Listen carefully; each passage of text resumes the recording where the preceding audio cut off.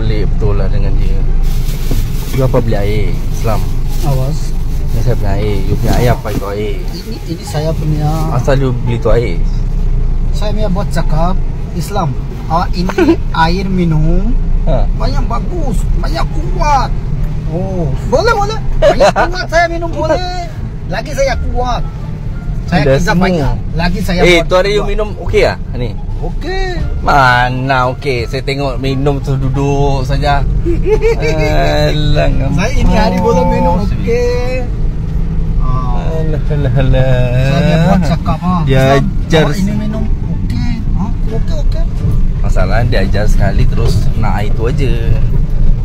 Dia orang ngerti ke banyu wang medok. Halah sekarang pe kono lah. Janji orang ngombe racun misalnya.